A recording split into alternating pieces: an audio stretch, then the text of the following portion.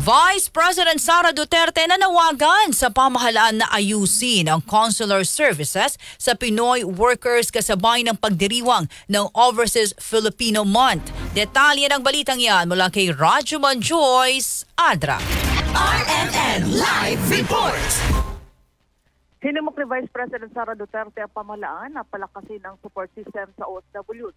Sa harap ito ng pagdiriwang ng buwan ng OFWs. Sa kanyang mensahe, tinukoy ni Vice President Sara Duterte ang mas maayos na consular services, mental health resources at reintegration na program para sa Pinoy workers.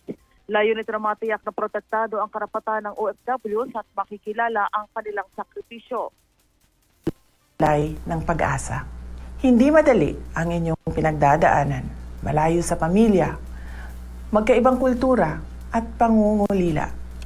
Ngunit patuloy kayong nagsisikap at nagpapakita ng katatagan at karangalan. You are the heartbeat of the global Filipino pride, showcasing Filipino talent and values worldwide.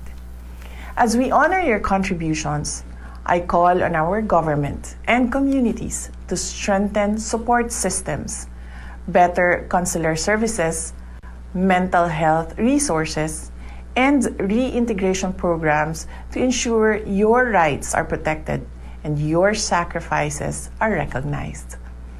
Ipinapod din ni VP Sara ang kanyang pagkilala sa kontribusyon ng mga manggagawang Pilipino sa ekonomiya ng bansa. Gayon din ang kanilang sakripisyo sa pagpapadala ng remittance na nag-aangat sa milyon-milyong pamilya.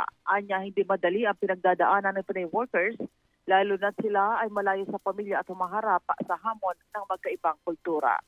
Kasama mo sa DZXL Manila, Rajuman Joyce Collantas, Adra, Tatak, RMN. RMN Network News.